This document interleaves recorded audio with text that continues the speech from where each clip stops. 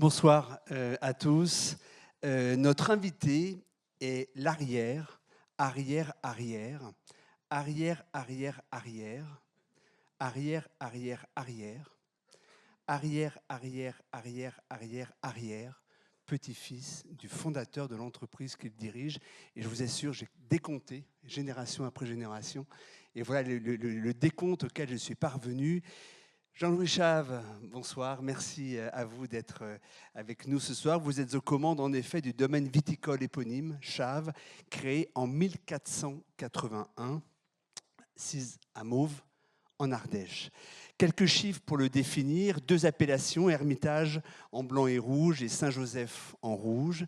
Hermitage, c'est 125 hectares détenus à 90% par 5 vignerons. Vous-même en possédez une trentaine. Vous guidez un corps social de 30 salariés en continu qui grimpe à 60 d'avril à juillet et qui assure une production d'environ 100 000 bouteilles par an. Et n'en cherchez pas, aucun flacon n'est jamais disponible. Tous sont vendus à l'avance, 60% à l'export, 40% auprès de quelques heureux cavistes, de très fidèles particuliers. Et bien sûr, chaque appellation figure sur les cartes des plus grands restaurants de la planète. Des flacons, disons-le, difficilement accessible au commun des mortels, puisque le prix d'un Hermitage rouge débute vers 350-400 € et dépasse les 2000 selon les cuvées. Voilà pour les chiffres, mais le plus important est ailleurs. Quiconque a eu le privilège, certains disent l'honneur, de déguster l'un de vos Hermitages le confirmera. Dans les mains du vigneron, dans le savoir-faire artisan multiséculaire, dans l'histoire de cette maison riche de 7 générations, domine une magie qui ne peut pas être réduite à aucun autre critère que celui de l'émotion. Le domaine Chave est la preuve vivante qu'on peut être en même temps, comme diraient certains, petit et immense, simple et envié, local et planétaire. Jean-Louis Chave, votre parole est rare parce que vous ne cherchez ni la lumière à titre personnel, ni à communiquer, puisque la renommée de votre domaine s'en charge toute seule. L'essentiel de votre temps, vous pouvez donc le consacrer au travail de la terre, des raisins, de la vinification, car votre métier, c'est avant tout celui de la main et celui du palais, c'est donc celui d'un artisan. C'est le plus bel héritage que vous a laissé justement cet immense, cet impressionnant héritage familial, le travail de la terre. Oui, en fait, bon, l'histoire semble longue, mais elle était assez simple aussi. Hein. Donc, en effet, je suis la 16e génération. Assez facile de transmettre quelque chose qui ne vaut pas grand-chose, hein, il faut le dire, puisque ces exploitations, c'était des fermes, hein, qui se sont transmises, souvent à l'aîné de la famille, qui n'était pas forcément le mieux loti, il faut le dire. Mais il en fallait bien pour que l'histoire puisse continuer. Donc, après, il est vrai que dans notre métier, on est ce que l'on est parce que l'on a. Donc, il y a une grande modestie, puisque on est ce que l'on est par rapport à ce patrimoine viticole. Donc, voilà, maintenant, notre travail, c'est de faire en sorte que ce geste perdure et que ce terroir, et que ce grand terroir qui nous dépasse puisse continuer à vivre. Ce poids de l'héritage, c'est 16 générations au-dessus de vous. Est-ce que parfois vous le sentez? Pèse-t-il au moment d'arbitrer, de renoncer parfois à des arbitrages? Comment ça se passe? Est-ce que vous le percevez, ce poids-là? Je pense que c'est tout d'abord un métier de passion. Et donc, en fait, c'est ce que je dis souvent, on peut transmettre un geste, ou tout au moins j'espère d'y arriver, de transmettre le geste. Ce qui sera beaucoup plus compliqué, c'est de transmettre une passion, puisqu'une passion, c'est très personnel. Et comment arriver à pouvoir transmettre cette passion? On va y venir justement, parce qu'on évoquera justement vos enfants qui sont adolescents aujourd'hui, qui forcément se posent des questions, sont un âge charnière. Justement, nous y reviendrons. L'histoire pluriséculaire de votre maison a traversé des épreuves nécessairement. Alors des épreuves aux causes exogènes, on pense à des épidémies, on pense aux problèmes climatiques, on pense aux guerres, sans doute aussi des épreuves de famille. À quel moment le domaine s'est-il trouvé peut-être en péril? Et de quoi avez-vous éventuellement peur aujourd'hui ou demain, justement, pour ceux qui vous succéderont? Bon, bah alors voilà, l'histoire, c'est ce que je disais, c'est l'histoire d'un grand cru, hein, qui est l'Ermitage. Ce que je disais tout à l'heure, c'est que le grand cru n'est pas démocratique, en fait. Ça a toujours été ça a toujours été un fait. Ce qui fait que le grand cru appartenait soit aux seigneurs. Il y a une révolution qui n'a pas changé grand-chose. Hein. C'est des notables, des bourgeois qui ont pris la suite, ou soit l'Église. Voilà, alors l'histoire de ma famille est quand même différente, puisqu'elle a commencé dans le vin, certes, mais du côté ardéchois, pas dans le grand cru qui était l'Ermitage, puisque par définition, nous étions de simples paysans et les portes de l'Ermitage étaient fermées. Donc l'accident de l'histoire majeure qui a été catastrophique pour notre famille, bien sûr, c'est qu'au bout de 350 ans d'histoire, il y a eu un petit insecte qui est arrivé des États-Unis, qui s'appelle le phylloxéra et qui a dévasté à peu près en 1870, 80, 90, qui a mis pas longtemps à dévaster le vignoble français, et donc toute une histoire viticole, sans que les gens à l'époque, ces vignerons, sachent même ce qui se passait vraiment. Voilà, donc ça a été une tragédie. Alors la morale de l'histoire, c'est que dans ces périodes de crise, il peut y avoir des opportunités, et c'est ce qui s'est passé, c'est ce qui a permis à la famille de rentrer dans ce qui semblait être inaccessible, ces coteaux et ce vignoble de l'Ermitage, où les seigneurs et les bourgeois de l'époque y partaient suite à cette crise phylloxérique, et puis suite à une autre révolution industrielle, j'allais dire, une autre révolution, la révolution industrielle, où ces grandes familles fallait entreprendre, et dans les métiers de l'époque, c'est-à-dire la soie, le cuir, le papier et autres. Et si elles n'avaient pas choisi de ce chemin-là, eh ben, elles se sont appauvries. Voilà. Vous parliez des États-Unis, d'un insecte, d'un fléau venu des États-Unis. Il y en a un autre qui vient des États-Unis, en tout cas qui devrait prendre ses fonctions le 20 janvier prochain. Et pourquoi je vous pose la question? Parce que les États-Unis sont le premier pays d'exportation pour votre domaine. La nomination de Trump, la victoire de Trump pose un problème, affole même la filière viticole. Comment allez-vous réagir? Non, mais en fait, on parle de... On rappelle que la barrière, il promet justement une barrière oui, après, douanière très importante. Après, bon, bah ça, c'est pas le premier tarif qu'on connaît dans le vin, puisque bon, c'est vrai que le marché américain, c'est le gros marché des vins français. Après, il y a la Chine où il y a plus de 80% de taxes sur les vins. Il y a l'Inde où il y a peut-être 200% de taxes sur les vins. Donc, c'est pas les 10% ou les 20% que va mettre l'administration Trump qui va trop nous inquiéter non plus. De toute façon, à notre niveau, c'est pas ce qui va vraiment changer les choses. C'est une préoccupation sûrement, mais pas bien plus que ça non plus. Votre région est riche de grands restaurateurs. Certains sont vos amis, j'en retiens trois. Anne-Sophie Pic, Régis Marcon et Michel Troisgros. Tous 3 étoiles Michelin. Anne-Sophie Pic a opté pour une stratégie de développement à l'international, un développement mondial qui l'a conduit depuis Valence à opérer aujourd'hui à Lausanne, à Londres, à Dubaï, à Hong Kong ou à Singapour. Michel Troisgros et Régis Marcon, eux, ont fait le choix de rester sur leur terre, l'un près de Roanne et l'autre à Saint-Bonnet-le-Froid. Vous aussi, vous avez fait le choix de demeurer à Mauves, alors qu'on l'imagine, vous avez été ultra sollicité pour planter ou vinifier, que ce soit en Californie ou en Afrique du Sud. Est-ce que ça correspond quelque part à une sorte de philosophie entrepreneuriale, ce choix de rester plutôt que de se développer? En fait, c'est de maintenir un patrimoine, patrimoine viticole. Et ce patrimoine viticole, c'est le sens même de cet artisanat. C'est-à-dire que pour nous, il faut savoir où se lève le soleil, où il se couche, quoi. C'est-à-dire c'est la lumière sur la colline et autres. C'est toute cette expression qu'on essaye de retransmettre au travers d'un vin. Et alors, il peut y avoir vignerons qui entreprennent, ça c'est sûr. Nous, on doit juste entreprendre pour que l'histoire puisse continuer. C'est-à-dire qu'il n'y a pas de...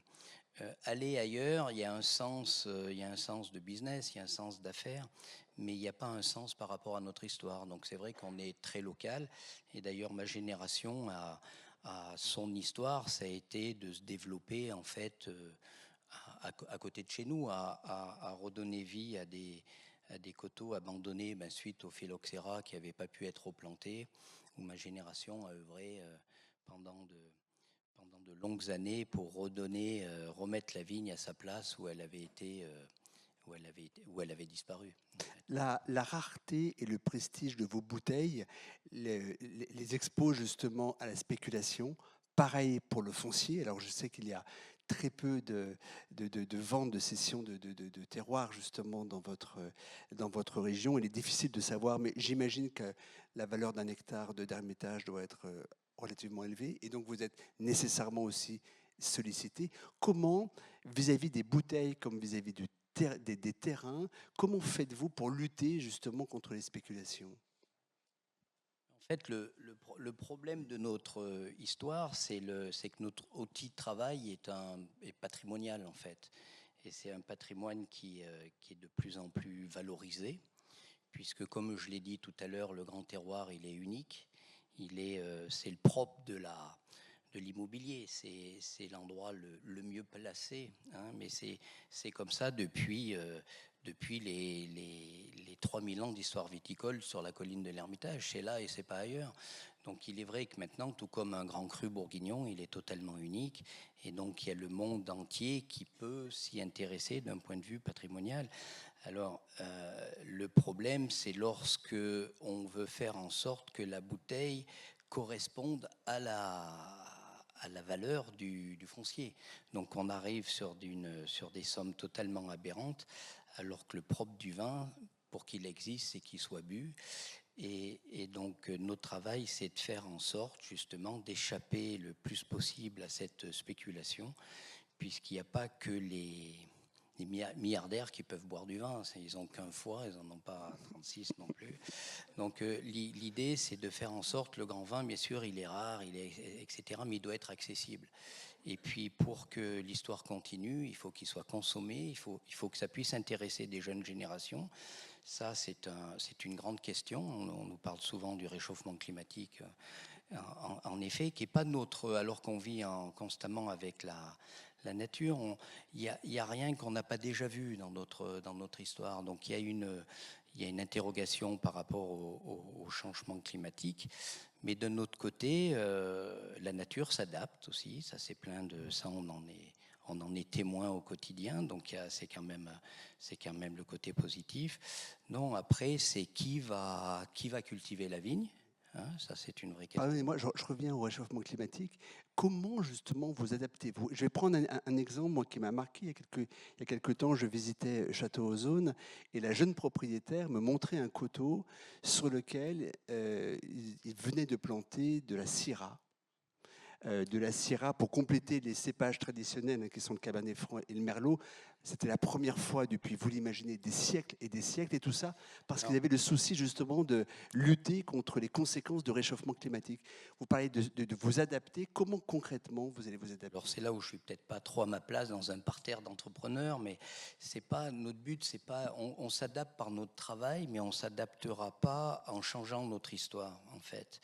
C'est-à-dire qu'on ne remettra pas en question une histoire qui est vieille de... Voilà, je parlais des 2 à 3 000 ans d'histoire sur ces coteaux de l'Ermitage, où c'est toujours le même Syrah. C'est pas ma génération qui va changer un petit peu cette histoire-là. Donc on est prêt à accepter qu'il y a un début et qu'éventuellement il y a une fin. Donc au contraire, on portera le geste, on mettra au point le geste, l'attention, le travail nécessaire pour que l'histoire puisse continuer sans changer, j'allais dire, quoi que ce soit. Et c'est ce que je disais, là où c'est plein d'espoir, c'est que le vignoble va s'adapter. Donc on n'est pas à changer de cépage, on n'est pas allé à aller chercher des expositions que l'histoire nous avait pas données. On reste sur ce grand cru jusqu'au bout. Hein. Justement, vous me disiez, quand on a préparé le débat, vous me posiez cette question, qui sera là pour faire le geste? Et bien sûr, Ouais. cette question, vous la posez vis-à-vis de vos enfants, qui ont 16 et 18 ans, qui sont, comme je disais, un âge un peu pivot, un peu charnière, puisqu'à la fois, ils sont déjà dans l'entreprise depuis qu'ils sont nés, et en même temps, ils peuvent s'ouvrir à d'autres possibles. Que leur dites-vous? Et est-ce qu'il y a au fond de vous la crainte que finalement aucun des deux ne vous succède? Et quelque part, quand je parlais de l'héritage, de ce poids de 16 générations, que peut-être un jour cette chaîne se brise? Oui, mais ça, je pense qu'on l'intègre totalement. Ça fait partie de notre philosophie. C'est ce que je disais. Il y a eu, bon, on a peut-être 500 ans d'histoire, mais sur les 3000, si vous voulez, c'est pas. Donc, on peut imaginer une fin par le climat, mais encore une fois, c'est pas le climat qui me tourmente. On parlait tout à l'heure de nouvelles technologies, de ci et de ça qui s'appliquent absolument pas à notre travail. Donc, je veux pas être un musée non plus, mais c'est vrai qu'on dépend, ces bouteilles, ces vins dépendent du geste, qui sont le même geste qui était déjà appliqué de nombreuses années avant nous. Donc la grande question, c'est qui mettons au bout du manche de pioche, de la pioche, si vous voulez. C'est ça la grande question, qui est totalement décalée par rapport à notre époque, mais qui peut avoir un sens aussi. On peut espérer qu'une nouvelle génération se trouve là pour d'autres raisons. Des gens qui ne sont pas forcément à rentrer dans la grande course. Si vous voulez. Il y a un mot, on l'a évoqué tout à l'heure dans la première table ronde avec les invités d'Ingrid, c'est un maître mot aujourd'hui dans notre économie contemporaine, c'est le mot innovation. J'ai justement l'impression que chez vous, c'est un terme qui n'est absolument pas prépondérant. Non, alors je ne peux pas m'enfermer. Si vous voulez, une belle tradition, pour vivre, elle doit intégrer, elle ne vit pas dans le passé, donc elle doit intégrer l'avenir aussi. Mais l'innovation telle qu'on peut l'imaginer s'applique très peu, voire pas dire pas du tout, mais sûrement très peu à notre mode de production. Voilà. Alors elle peut exister sur les marchés où on va parler, on va dématérialiser la bouteille de vin en créant on vendra des NFT, on vendra mais bon, il y a des modèles comme ça qui sont présents, mais je pense que les gens font de même, aiment bien avoir du moins j'espère, leur bouteille dans leur cave. Je reviens à la spéculation.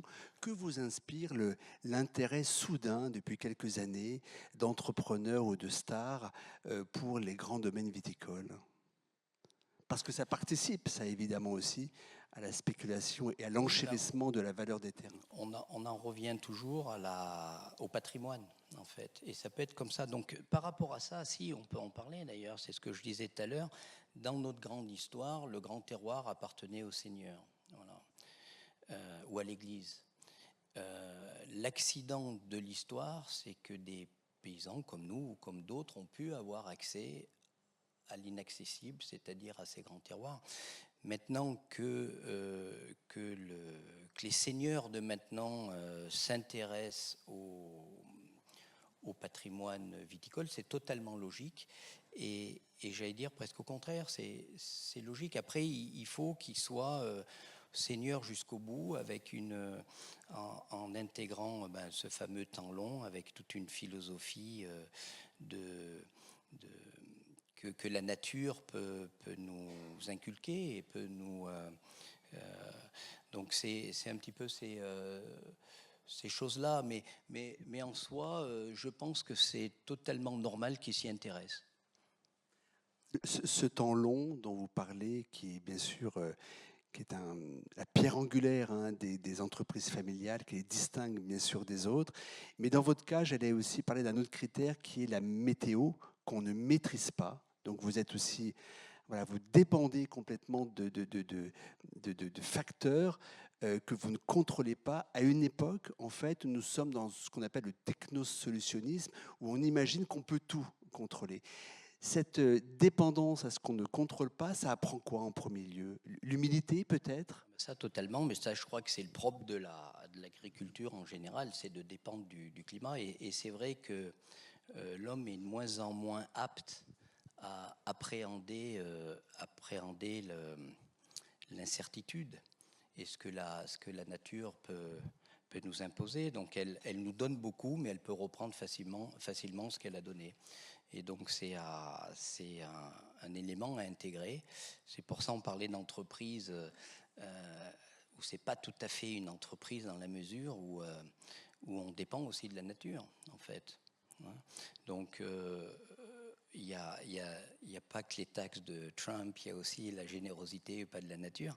Donc en fait c'est ça le fondement en fait de ce métier, c'est de considérer cette nature et de la respecter et de prendre ce qu'elle nous donne, mais avec la philosophie de pouvoir perdre. C'est l'heure de conclure. J'aimerais d'abord vous remercier au nom de tout le monde ici, d'abord d'être venu, bien sûr, mais aussi d'être venu avec 20 caisses d'Hermitage 2000. Et j'aimerais que, rien que pour ça, vous applaudissiez Monsieur Chave, hein, pour sa générosité. Voilà. Petite question, petite anecdote. Quel est l'âge de la plus ancienne bouteille dont vous disposez encore aujourd'hui? Alors je veux dire qu'il y a une génération qui en a perdu la trace. Donc elle est fin des années 1800. Bon, il est vrai que c'est le départ des mises en bouteille, puisque les vins au préalable n'étaient pas mis en bouteille, étaient commercialisés en fût et voyagés en fût. Mais depuis les débuts des années 1900, on a tous les beaux millésimes, en tout cas. Ouais. Fin 19e, c'est d'ailleurs l'époque où, pour la première fois, la Maison Chave s'ouvre à l'export. C'est un petit peu à cette période-là. C'est ça, ouais. Avant que ça soit la Maison Chave, c'est l'Ermitage, en fait, qui s'était ouvert à l'export. Ouais. Merci beaucoup, cher Jean-Louis Chave, pour ce témoignage.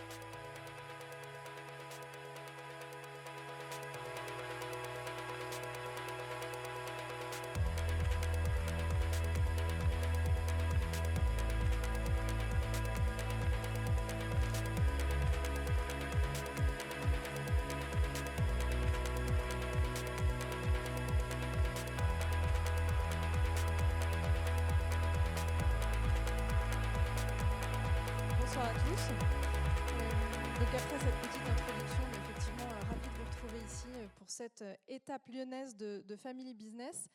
Et cet événement, il a une thématique, ou en tout cas pour notre table ronde, et c'est celle de la Family Business Nation. Alors vous n'aurez pas manqué de remarquer le clin d'œil évidemment avec la Startup Nation. On en parlera. On en parlera avec ce formidable plateau d'invités, nombreux et paritaires, donc c'est formidable.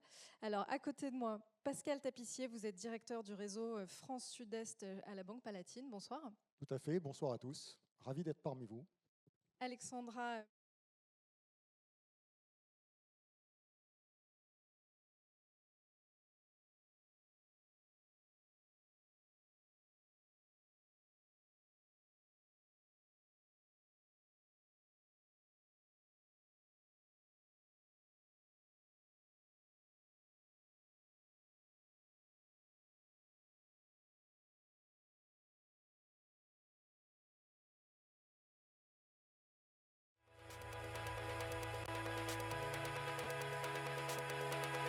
Bonsoir à tous et bienvenue au Sucre pour cette étape lyonnaise de Family et Business que nous sommes évidemment ravis d'accompagner.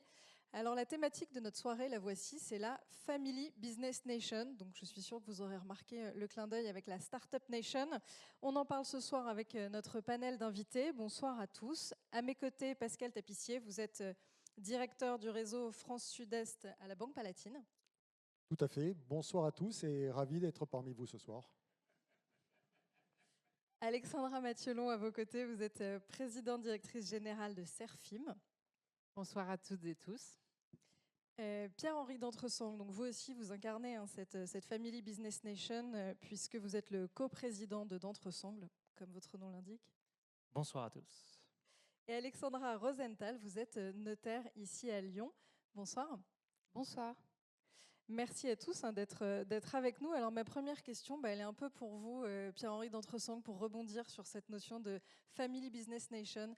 Est-ce qu'il y a un antagonisme avec la Startup Nation? Est-ce qu'il y a un petit coup de balai à effectuer ou peut-être, j'en sais rien, une vision différente des forces économiques du pays à avoir? Alors c'est vrai qu'on a beaucoup parlé de Startup Nation, mais je crois sincèrement que les startups sont nécessaires dans l'écosystème parce que c'est l'innovation. Et par ailleurs, j'ai apporté l'innovation dans l'entreprise familiale en 2010-2012, donc j'y crois fortement. Donc je ne vais pas non plus dire que c'est la fin de la start-up, c'est très important. Néanmoins, la start-up, l'innovation, c'est synonyme aussi de pérennité. Et la pérennité, on le retrouve dans les entreprises familiales. Donc c'est pas si éloigné. Mais on pourrait mettre un peu plus en avant les entreprises familiales, cette Family Business Nation, qui est très importante parce que c'est la richesse d'une nation. Je crois beaucoup dans les entreprises familiales. Les PME doivent devenir et doivent avoir l'ambition de devenir des ETI. Nous en avons beaucoup besoin en France.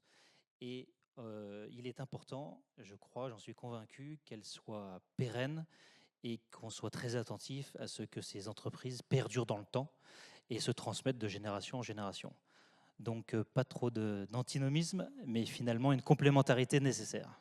On va en parler évidemment beaucoup de cette notion de transmission, mais avant de s'intéresser à comment faire le passage de relais, peut-être un mot justement sur ces nouvelles générations que vous incarnez aussi tous les deux aujourd'hui.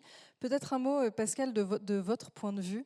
Qu'est-ce qu'elles apportent, qui est un peu externe justement, qui était aussi l'idée de vous interroger vous plutôt que de leur demander à eux pourquoi ils sont super. Peut-être vous demander à vous pourquoi ces nouvelles générations, elles sont intéressantes aujourd'hui et qu'il y a peut-être un momentum, comme on aime bien le dire en finance, avec un alignement des intérêts.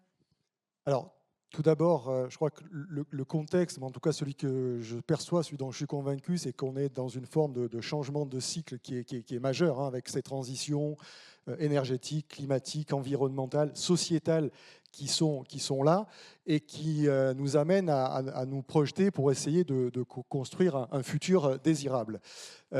Les atouts des ETI, en général, on l'a dit, ça a été, ça demeure, et je suis convaincu ça restera, ce qui a été dit, c'est cette vision, cette capacité à s'inscrire dans le temps long. Et l'atout plus particulier de cette nouvelle génération, pour moi, il y en a deux.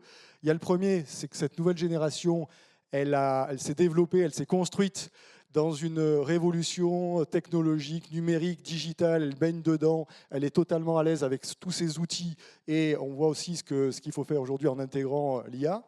Et puis, elle a un deuxième atout, c'est qu'elle s'est aussi construite, développée dans ce contexte de transition et qu'elle a vraiment à cœur, elle a la responsabilité de peser sur l'environnement et de faire en sorte que par ses actions, elle a une influence favorable.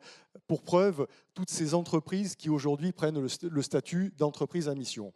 Donc juste pour conclure sur ce point-là, il y a un philosophe, Henri Bergson, qui disait « L'avenir, ce n'est pas ce qui va se passer, mais c'est ce qu'on va en faire ». Et moi, de ce que je vois, je suis convaincu que ces nouvelles générations, elles vont amplifier les réussites des générations précédentes. Bon, cette génération, elle est formidable, tout le monde est d'accord. Néanmoins, se pose quand même la question, effectivement, de son arrivée aux commandes des entreprises. Donc là, entre ce souhait, ce désir ou cette pratique positive de la faire monter aux rênes des entreprises et puis la réalité, est-ce qu'il y a vraiment une arrivée à la tête des entreprises familiales de cette nouvelle génération? Alexandra Rosenthal, là je m'adresse à vous, puisque vous aussi vous avez ce statut un peu d'observatrice de cet écosystème. Oui, c'est un peu la question du timing en fait, de la transmission. On a deux grandes tendances en fait sur ce sujet. La première, c'est qu'on a quand même des entreprises familiales qui se préparent de plus en plus en amont à la question de la transmission, mais de la transmission choisie. C'est vraiment différent de la transmission subie. La transmission choisie, on a un petit peu deux phases. On a la phase où on transmet juridiquement et fiscalement l'entreprise. Ça, c'est classique, ça se fait assez facilement.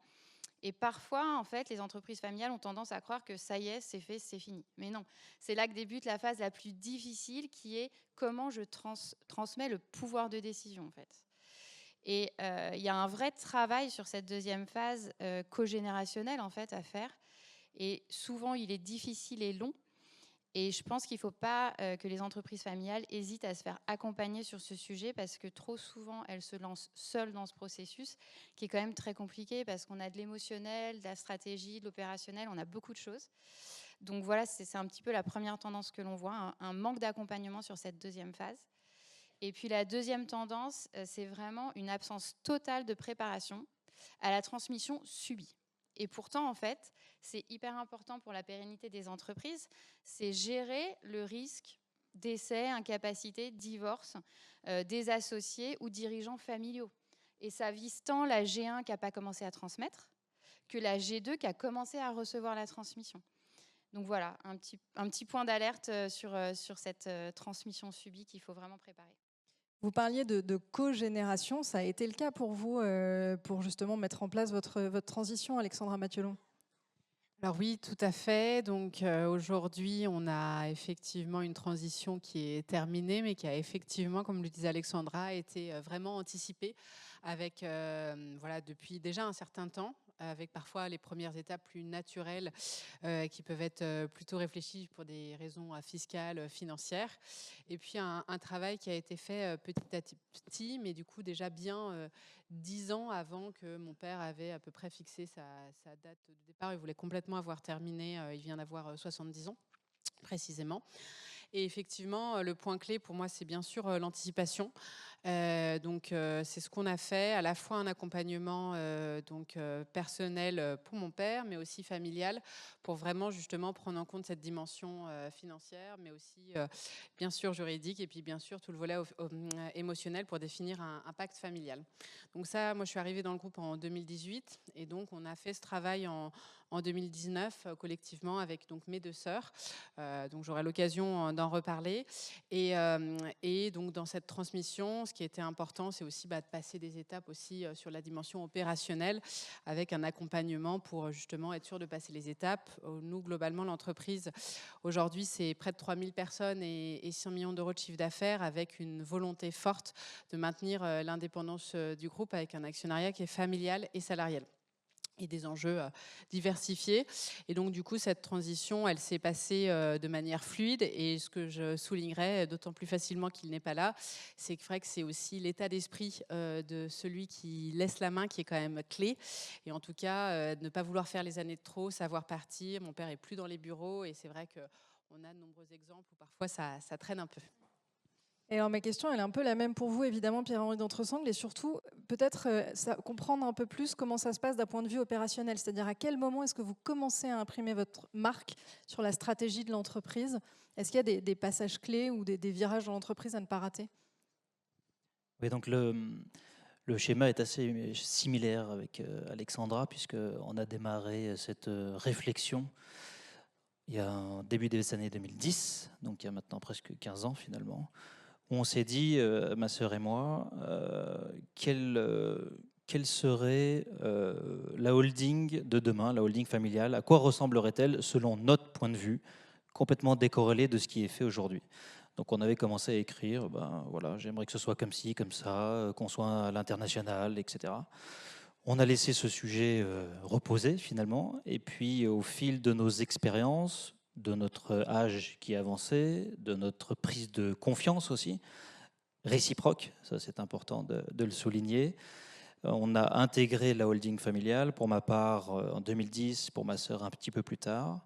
On a acquis de l'expérience, du savoir-faire, de la confiance en soi, et puis on a construit ensuite un projet familial qui s'est décliné en un projet d'entreprise. Donc le projet familial, c'est l'alignement avec des valeurs communes, un socle commun, un projet commun.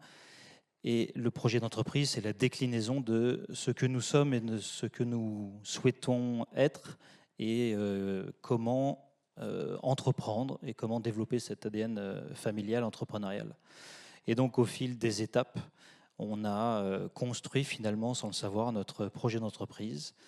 Et l'événement qui a amené une transmission générationnelle, c'est celui de la réflexion de la transmission subite. Puisque dans notre family board, on s'est posé la question, qu'est-ce qui se passerait s'il venait un événement subi et contraint? Et là, on s'est dit, ça a commencé à allumer des lumières au niveau générationnel. Et là, on a commencé à écrire des choses de manière un peu plus précise. Et ça a abouti à une transmission qui s'est opérée en juin dernier. Donc ma sœur et moi co-présidons maintenant la holding familiale et mon père est plus en retrait des affaires quotidiennes. On parlera de toutes ces sœurs que vous avez, de ce qu'elles peuvent faire dans l'entreprise. Un mot encore, mais peut-être avec une vision un peu plus économique sur cette phase de transmission. Quels sont peut-être les besoins, là on parle vraiment de l'entreprise dans ces moments-là, en termes d'accompagnement, en termes de financement. Et est-ce qu'il y a aussi des grandes lignes ou des priorités que vous observez de la part de ces nouvelles générations ?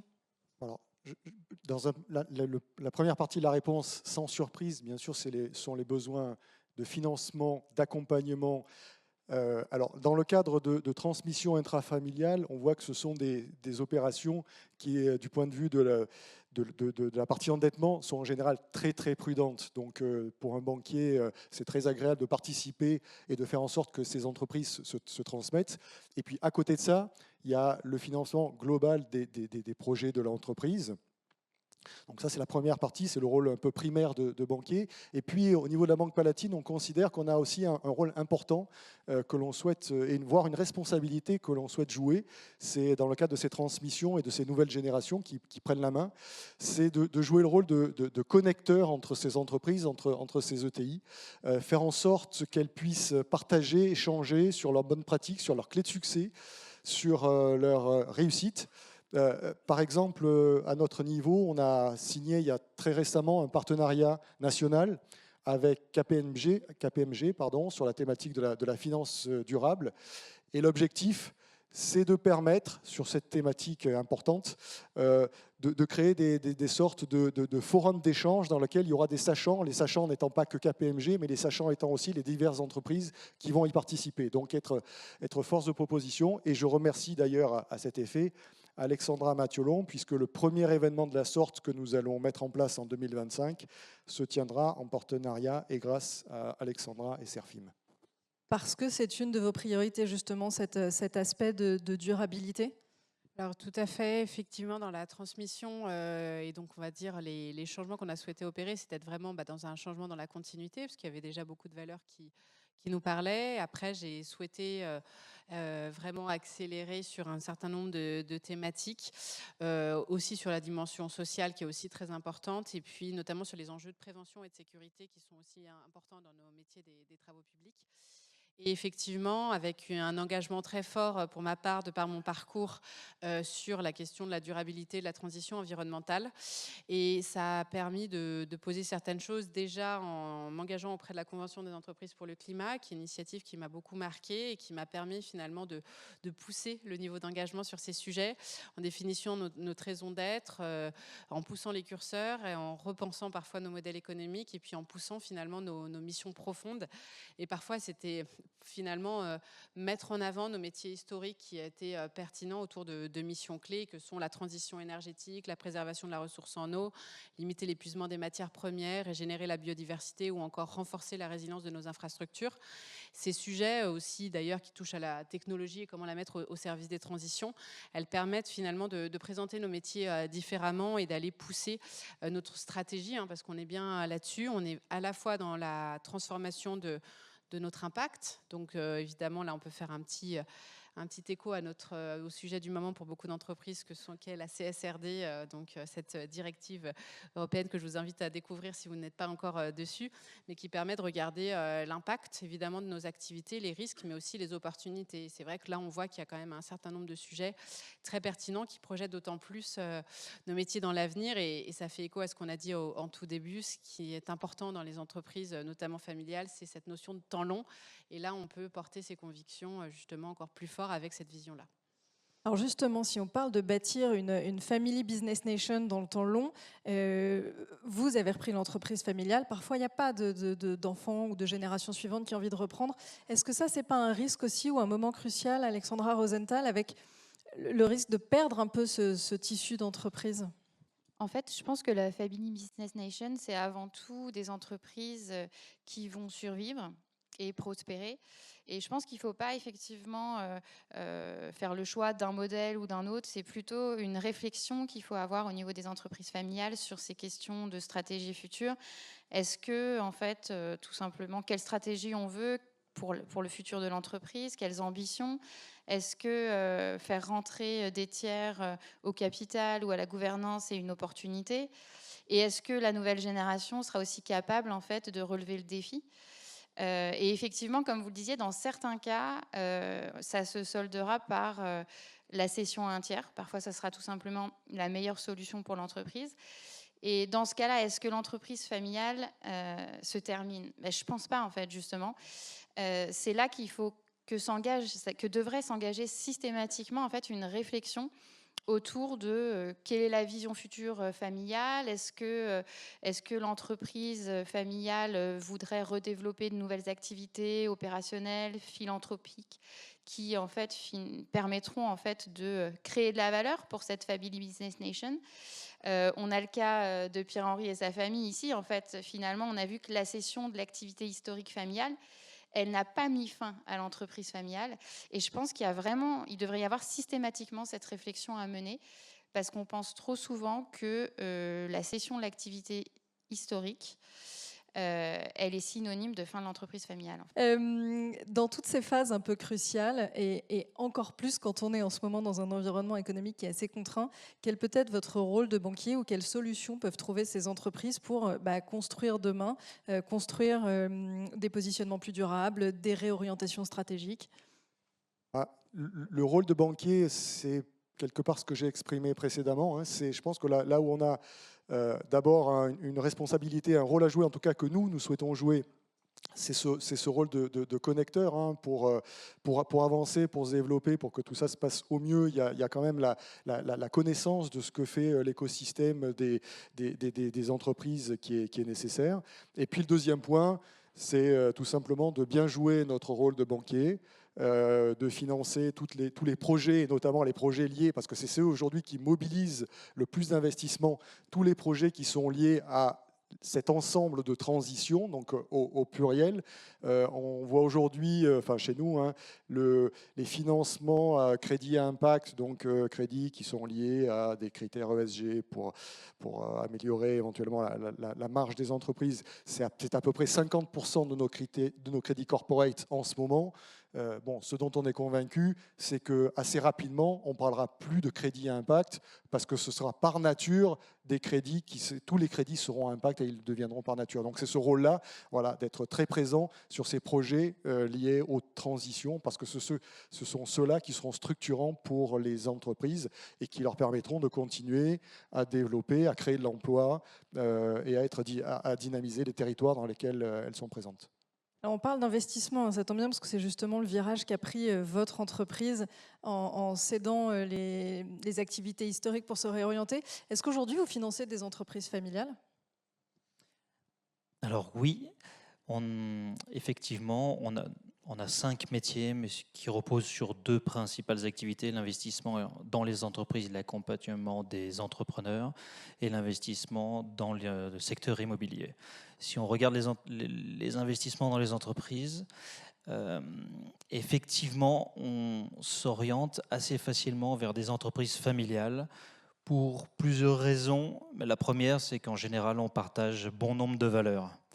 La deuxième, c'est qu'on n'est ni les uns ni les autres contraints par le temps, c'est-à-dire qu'on n'a pas besoin de notre côté investisseur de rendre de l'argent à d'autres dans un délai écrit à l'avance. Donc on se donne le temps d'accompagner et de transformer les entreprises. Et ça, c'est un projet qui plaît à des entrepreneurs familiaux qui souhaitent céder leur entreprise. Donc forcément, on arrive à bien s'entendre. Le côté un peu, peut-être, le point négatif souvent dans une entreprise familiale, c'est qu'elle n'est pas aussi bien structurée financièrement ou avec ses équipes et dans sa gouvernance par rapport à une entreprise qui a vécu des LBO et des opérations financières structurées. Mais c'est un avantage parce qu'on peut apporter notre savoir-faire et les épauler dans ce projet-là, soit en les aidant aussi à transmettre, parce que parfois il y a des membres familiaux qui sont encore dans l'entreprise, donc à leur trouver la bonne place au bon endroit et qu'ils puissent se projeter dans un nouveau projet entrepreneurial à nos côtés.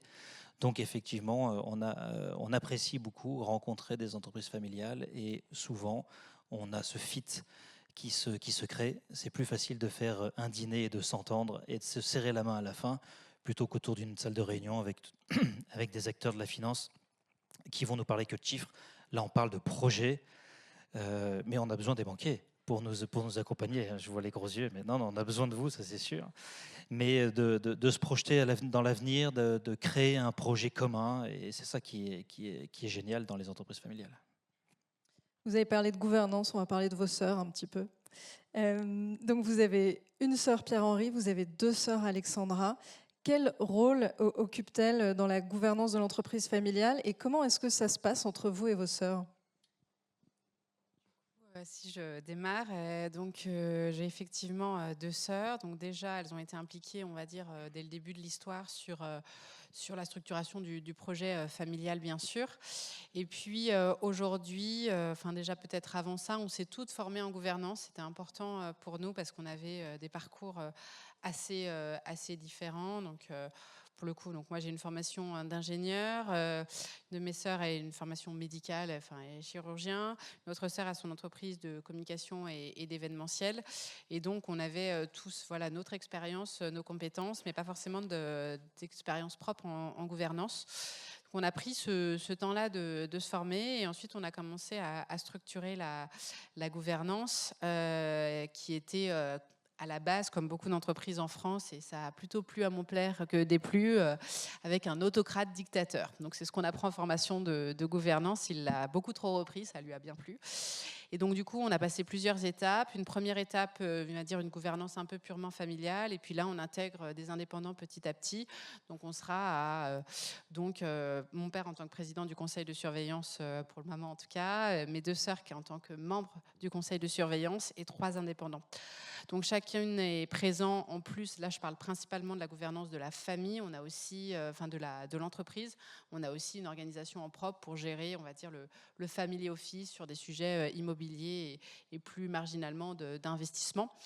Et donc aujourd'hui, on a donc une gouvernance qui est davantage structurée avec leur rôle en tant que membre du conseil de surveillance, mais aussi sur des thématiques spécifiques par rapport à leurs compétences, où je vais davantage échanger avec elles, notamment ma sœur dans la santé sur les enjeux de prévention de santé, sœur qui est dans la communication, il y a aussi un certain nombre de sujets sur où on projette l'entreprise. Et donc l'idée, c'est d'avancer comme ça, tout en ayant un regard. On a eu besoin personnellement de cette étape peut-être purement familiale pour vraiment, on va dire, monter en compétences. Et aujourd'hui, on est plus organisé, plus professionnalisé pour intégrer des indépendants et répondre aux enjeux de l'entreprise qui a aussi ses propres enjeux. Je parlais de la transition environnementale, les enjeux de sécurité, mais aussi des métiers qui deviennent de plus en plus capitalistiques avec des sujets comme le recyclage qui vont énormément pousser ou encore des sujets de transition numérique, avec une certaine dette technique de l'ancienne direction générale, comme j'aime à le dire à mon père régulièrement aussi. Où on doit investir dans beaucoup de sujets et nécessairement, c'est important pour moi d'être accompagnée par mes sœurs qui sont peut-être plus en phase, en lien avec ces sujets-là aussi. Chez vous, c'est différent? Oui et non. Alors, donc, j'ai une petite sœur qui a 5 ans de moins que moi. Alors, déjà, le point de base, c'est qu'on s'entend très bien depuis toujours. Donc là, c'est déjà un bon actif de base. Néanmoins, ce n'est pas toujours suffisant pour bien s'entendre dans les affaires. Et ce qui nous a rapprochés de ce point de vue-là, c'est d'avoir travaillé très tôt, comme je le disais tout à l'heure, sur le projet familial et le projet d'entreprise. Donc on s'est inscrits ensemble, et notamment ma sœur et moi, sur qu'est-ce que sera l'entreprise familiale de demain. Et écrivons ensemble ce que nous souhaitons devenir et ce que nous souhaitons être. Donc quand on a écrit ça, ensuite on l'a décliné et que ça s'est développé. Chacun a eu son parcours entrepreneurial. Ma sœur un peu plus avec une fibre et une appétence immobilière, RH, ESG, philanthropie on va dire. Et de mon côté avec un tropisme et des expériences digitales, innovation et entreprise, private equity. Ce qui nous a permis de nous faire autoconfiance finalement et de nous retrouver autour de ce projet commun, c'est-à-dire notre feuille de route, notre business plan de la holding, que l'on a écrit ensemble, que l'on souhaite porter ensemble, et ce qui a aussi permis à notre père de se dire, ben voilà, ils ont leurs expériences, ils ont leur parcours, ils s'entendent bien, donc j'ai confiance dans ces actifs-là, et maintenant on a porté ensemble ce projet et cette feuille de route. C'est à eux maintenant de la décliner et de la diffuser auprès des collaborateurs, puisqu'à la holding, c'est 70 personnes maintenant. Et donc, on a une réelle entreprise qu'il faut animer, développer, et surtout, on s'amuse tous les jours ensemble. Avant de se quitter, peut-être juste un mot pour conclure avec vous, Alexandra Rosenthal. Donc là, ce sont des exemples où évidemment les choses se sont bien passées. Vous nous disiez tout à l'heure en début d'émission, il peut y avoir des divorces, il peut y avoir des accidents de la vie. Est-ce qu'on peut, ou si vous avez quelques conseils pour structurer et anticiper ça ? Oui, alors je pense qu'on peut faire finalement un petit récapitulatif de tout ce qui s'est dit. Je pense qu'une des premières choses qui est très importante, c'est vraiment s'entourer.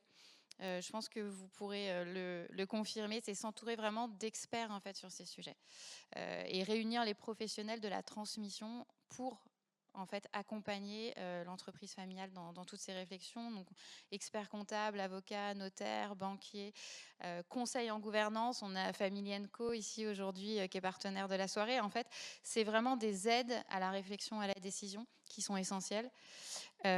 Ensuite, on a en fait, Alexandra et Pierre-Henri l'ont dit, toute cette formalisation, formaliser en fait la vision sur laquelle on est tombé d'accord, la vision familiale, et puis la gouvernance aussi. Et enfin, ils l'ont dit aussi, la formation des nouvelles générations sur tous les sujets de l'entreprise en fait, et du chef d'entreprise. Merci beaucoup à tous les quatre pour vos éclaircissements. On est sur l'une des terrasses les plus connues de Lyon. Je vais vous présenter aujourd'hui 4 des lieux les plus emblématiques de la culture des lieux. Et on commence aujourd'hui par le sucre. On a un des meilleurs systèmes son d'Europe et on a un parc lumière qui est vraiment dingue. Pour les soirées, et là vous êtes sûr que tous vos invités vont danser. Puis on peut avoir même des dîners assis, des salons, des conférences. On va aller à une centaine de mètres d'ici, à H7. Alors ce lieu, il a été réhabilité en 2019. En fait, c'est assez neutre, donc on peut tout à fait changer les lumières, le décor. On va avoir à la fois du format conférence, du format salon, des grands cocktails dînatoires, des soirées plutôt festives avec des concerts. Le H7 est entièrement recouvert de panneaux solaires sur le toit et donc le lieu produit plus d'électricité qu'il n'en consomme. On aime beaucoup travailler ce lieu-là parce qu'il est tout de suite connecté à HIT et je vais tout de suite vous y emmener. Ici, c'est HIT. C'est un lieu qui est aussi bien connu du grand public lyonnais que des clients de privatisation. On a les containers ici dans lesquels on va avoir le meilleur de la street food. Ces containers, ils sont occupés par une communauté de 200 restaurateurs qui sont sourcés par Eating, notre traiteur. On a aussi le labo juste là-bas et enfin l'espace public extérieur dont on peut profiter également. Là, je vous emmène dans un autre lieu de notre catalogue emblématique à quelques kilomètres d'ici. Ici, on est sur la scène de la grande salle du Transborder. Alors, c'est une salle de concert qui rythme la vie culturelle lyonnaise depuis plus de 30 ans. Je me souviens d'un événement d'entreprise. On a eu un très beau concert. La petite anecdote, c'est que ce concert était joué par les salariés de l'entreprise et ils ont vraiment fait une performance qui était assez mémorable. Vous allez être accompagné par une équipe technique professionnelle avec qui vous allez pouvoir créer selon vos envies et vraiment laisser parler votre créativité.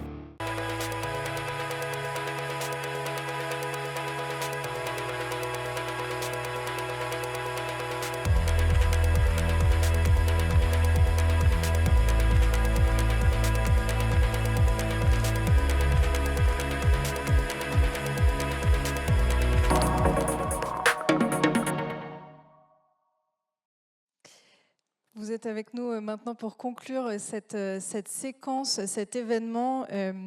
Beaucoup de choses ont été dites, j'ai retenu beaucoup de mentions. Innovation, tradition, transmission, transition, adaptation. Et tout ça dans le contexte de la Family Business Nation et de la Startup Nation. Vous allez pouvoir nous éclairer sur toutes ces notions avant, évidemment, d'aller pouvoir déguster les grands crus dont on a entendu parler.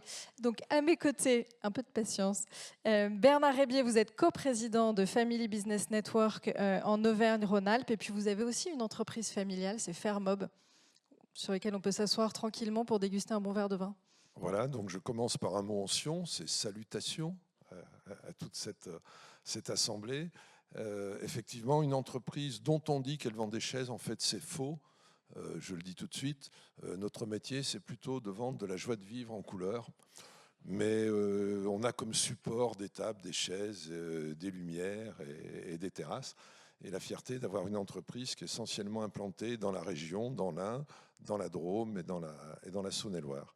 Et depuis 2 ans, depuis bientôt 3 ans, en même temps que Veolia, Antoine Frérot et Seb Thierry de la Tour d'Arthez, nous avons modifié notre gouvernance. J'étais PDG, je suis devenu président et mon fils ici présent en est LCO, le directeur général. Je suis un ex-autocrate dictateur comme Guy Mathiolon.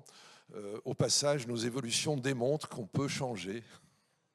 Tout va bien, on a vraiment un fil rouge tout au long de la soirée, c'est parfait. À vos côtés, donc Pierre-Emmanuel Costeux, de votre côté, vous êtes associé et co-gérant de Family & Co. Merci donc d'avoir organisé ces événements. Pour reprendre ce fameux thème, la Family Business Nation, Startup Nation, quelle est un peu votre vision sur ces notions ? Alors d'abord, souvent on parle des startups et puis on parle des entreprises familiales. Moi, je voulais expliquer à tout le monde, mais vous le savez, mais on n'est pas forcément conscient, que toute entreprise familiale était une start-up. Donc une entreprise familiale, ce n'est jamais qu'une start-up qui a une immense expérience. Donc ça donne beaucoup de force par rapport à ça. J'ai entendu là, une bonne partie des propos. Donc faire une conclusion, c'est un peu, ce serait tout à fait prétentieux. Mais la notion de durée a bien évidemment été mise en avant. Au passage, sur les startups, petite anecdote, parce qu'on en avait parlé, dans des interventions, je parle souvent, et la première fois que je l'ai fait, c'est dans le Jura, j'ai demandé à mes interlocuteurs s'ils connaissaient cette société qui était née pas loin de chez eux et qui comprenait 180 000 personnes dans le monde. Et tout le monde l'avait ignoré. Cette start-up, c'était en 1885, elle était née, c'était le Crédit Agricole qui est né dans le Jura. Ce que je veux dire par là, voilà, ce continuum d'histoire est quelque chose de très fort. Et puis de nombreuses notions ont été évoquées pour savoir comment on arrive à durer, comment on arrive à se transformer, tout en restant le même. L'exemple de Jean-Louis Chave qui dit « Nous sommes les mêmes, mais nous existons », alors je ne vais pas refaire, 13 générations, je ne sais plus, voire plus. C'est un mystère, mais qui a quand même quelques éléments qui les sous-tendent et qu'on retrouve de partout. Est-ce qu'il n'y a pas un peu un paradoxe entre justement ces entreprises qui sont là depuis certaines vraiment très longtemps et aujourd'hui peut-être un manque de visibilité ou un besoin en tout cas de gagner en visibilité, puisqu'on parle de cette Family Business Nation, qu'il faut la mettre en avant, qu'elle ait des atouts à jouer mais peut-être qu'ils ne sont pas assez connus et reconnus. Qu'est-ce que vous en pensez, Pierre-Emmanuel ? Comme on est à Lyon, je vais citer Antoine de Saint-Exupéry et ça fera le parallèle avec ce que tu viens de dire, Bernard. Antoine de Saint-Exupéry disait « Toutes les grandes personnes ont été des enfants, mais peu d'entre elles s'en souviennent. » Et en fait, dans les entreprises familiales, elles ont été enfants aussi. Et c'est parce qu'elles s'en souviennent qu'elles conservent une grande modernité. On pourrait dire que les entreprises familiales ont été des entreprises à mission avant l'heure, qu'elles continuent de l'être, qu'elles continuent de se doter d'une vision de long terme, qu'elles continuent de porter en elles une identité forte. C'est toi, Pierre-Henri, qui disais tout à l'heure qu'avant de parler de projet d'entreprise, on parle de projet familial et on s'aligne sur un projet familial et sur une identité commune. Et que tout ça permet évidemment d'avoir une vision, une intention, une mission quelque part qui projette l'entreprise sur le long terme. Et pour le coup, Jean-Louis Chave l'a très bien décrit, avec un horizon de temps de 550 ans. Et en même temps, il y a une grande agilité, il y a une grande capacité à se remettre en question, à essayer de changer les choses, comme Alexandra Mathiolon le disait tout à l'heure aussi, en disant on est dans du changement dans la continuité. Donc on respecte ce qui a été fait, mais en même temps, on n'hésite pas à le transformer. On n'hésite pas à passer du mobilier outdoor au mobilier indoor, si je parle un peu de Fermob. On n'hésite pas à travailler la résilience et la durabilité de business des bâtiments et travaux publics chez Serfim, etc., etc. Et donc c'est à la fois ce changement dans la continuité, cette histoire et cette modernité qui font l'exception et en même temps l'identité des entreprises familiales. Oui, en fait, les entreprises familiales ne demandent pas ce que l'on parle d'elles. Je crois que globalement, nous revendiquons, enfin, nous sommes dans la discrétion. Le réseau que je co-préside, d'ailleurs, se dit souvent discret. Il est non sollicitant, mais c'est un lieu d'échange relativement discret. Par contre, on nous demande de témoigner. Pourquoi ? Parce qu'on constate, les faits, les chiffres, la durée le prouvent, que la résilience des entreprises familiales est largement supérieure à la résilience des entreprises non familiales. Donc c'est ce mystère qu'on essaye de décrypter avec des mots qui ont été dits et qui sont ressortis à travers tous ces témoignages. L'anticipation en est un, j'ai retenu. La confiance aussi, que Pierre-Henri d'Entresangles a cité. Il ne faut pas croire que tous ces mots, anticipation, confiance, et il y en a encore d'autres, sont des acquis et qu'il n'y a aucun souci. La confiance, je reviens sur l'exemple que citait Pierre-Henri tout à l'heure, elle doit se construire et se consolider des deux côtés, entre la génération qui transmet et puis entre la génération qui prend les rênes. Rien n'est évident pour un père vis-à-vis de ses enfants de dire ils vont être capables. Rien n'est évident de la part des enfants de dire je vais être à la hauteur. Et puis cette construction donc, demande du temps, c'est aussi pour ça que l'anticipation est nécessaire. Donc les témoignages des entreprises familiales sont des témoignages citoyens qui permettent, nous l'espérons en tout cas, de consolider la vie économique de notre pays. D'autant qu'on se trouve quand même dans un contexte économique qui se tend. Est-ce que ça vous inquiète ou est-ce que justement, par rapport à ce que vous venez de dire sur la résilience, c'est une nouvelle crise parmi tant d'autres crises qui ont pu être racontées, comme on l'a entendu à l'instant? C'est un peu ça. Les anciennes start-up que nous sommes, pour parler des entreprises familiales, ont, et pour certaines depuis très longtemps, connu à peu près tout. Et je me permets de citer un exemple, c'est celui de Wendel. Priscilla de Moutier, sa présidente, il fait référence. C'est une entreprise qui est née en 1712 ou quelque chose comme ça. 1704, exactement. Et qui a connu des crises incroyables, 3 guerres. En plus, ils sont en Lorraine, on passe à l'aller, on passe au retour, la Révolution française avant, la nationalisation par un gouvernement de droite, et puis une affaire, et elle-même la cite, l'affaire Lafontaine hier, qui a ébranlé la holding familiale d'une façon très, très importante. Donc, quand on est dans la durée, l'exceptionnel, l'inattendu, fait partie de ça. Et on essaye de comprendre derrière pourquoi on a pu surmonter ces épreuves. Et quand on décrypte, on retrouve effectivement des mots anticipation, on retrouve des mots confiance, mais on retrouve aussi des données qui ont été essentielles, qui ont été indiquées, les valeurs. Mais en fait, ce n'est pas que les valeurs. En fait, il y a plusieurs choses dans ce qu'on appelle les valeurs. Il y a bien évidemment l'attention portée au capital économique. Il y a bien évidemment l'attention portée aussi au capital culturel et puis l'attention portée à ce capital des valeurs. Alors, ce n'est pas exactement exclusivement des valeurs familiales. Des valeurs familiales sans vision économique, ça ne fait pas une entreprise qui dure. Des valeurs exclusivement culturelles sans dimension familiale, ça ne fait pas... Voilà, c'est... Petit à petit, on avance pour décrypter ce mystère de ces entreprises familiales qui arrivent à durer, mais on voit bien qu'il y a ces 3 composantes. Et j'ai souvent coutume de dire, attention, la transmission n'est pas unique.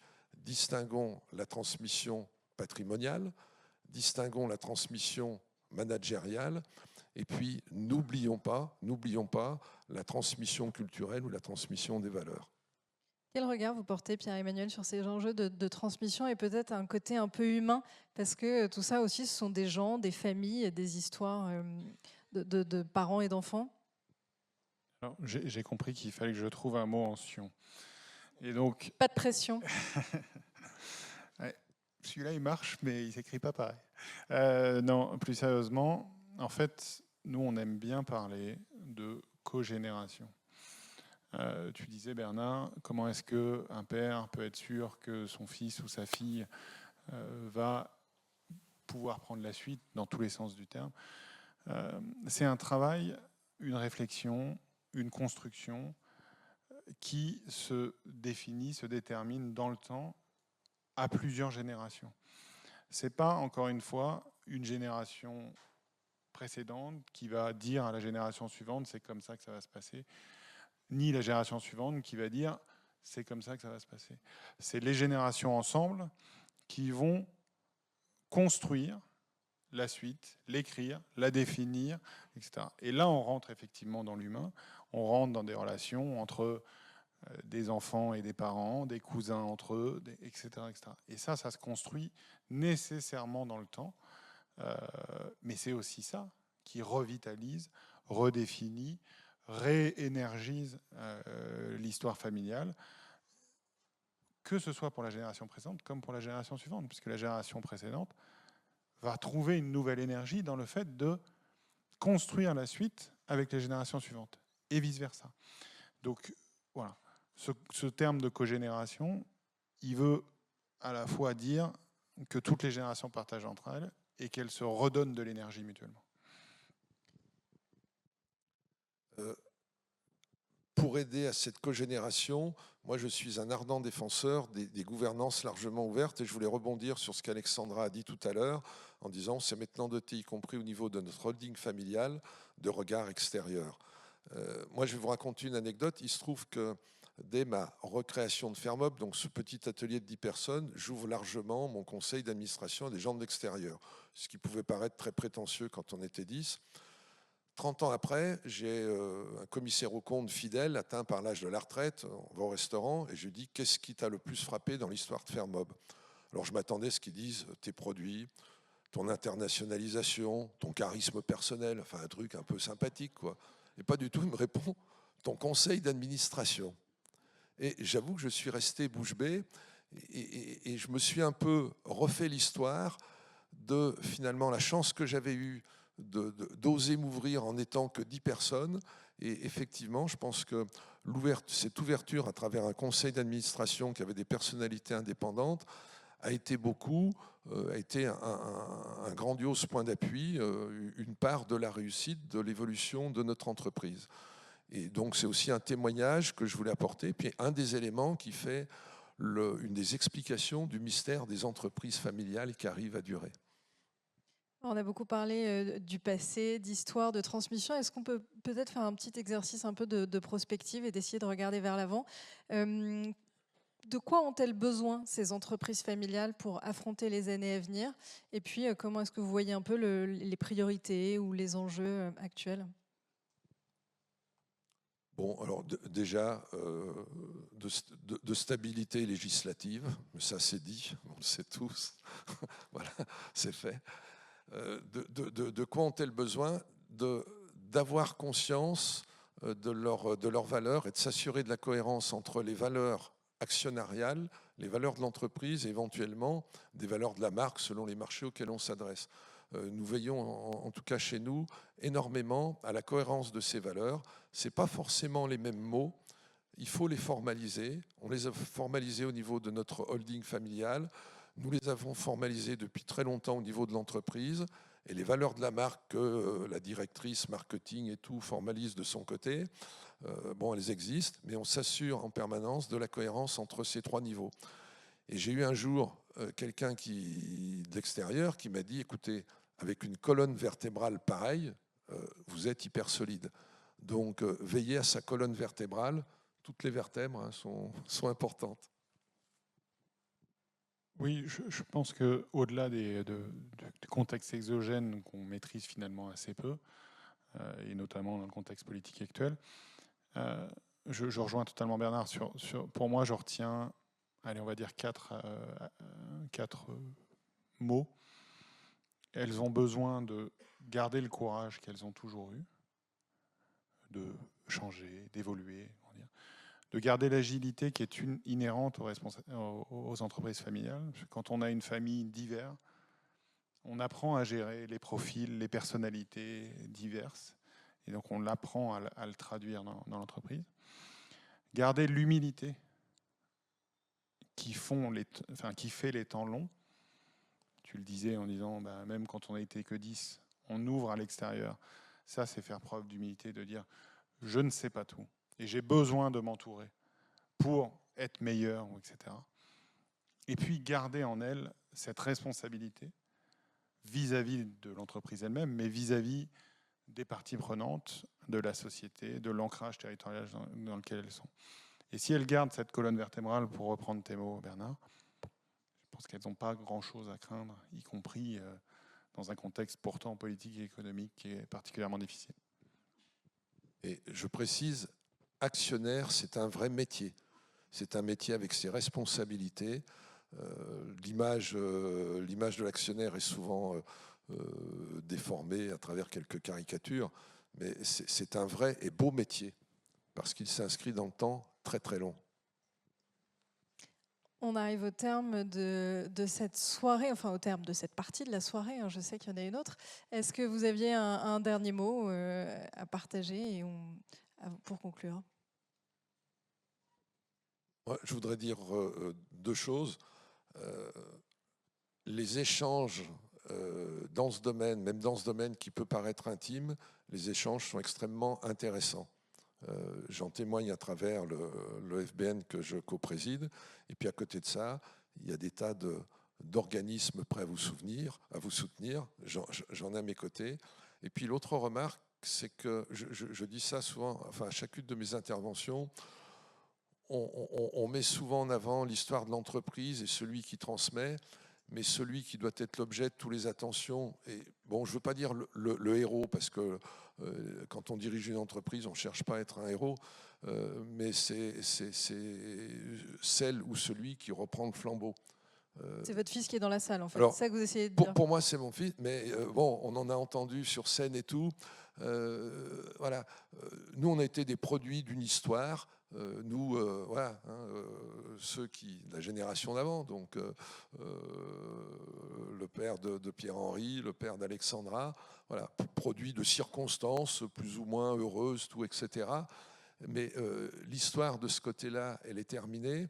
Et ceux qui doivent être l'objet de l'attention de la société, ben, c'est la génération qui le dirige aujourd'hui. Voilà. Donc, moi, j'apporte tout mon cœur et tout mon soutien à ces nouveaux dirigeants, à ces nouveaux responsables.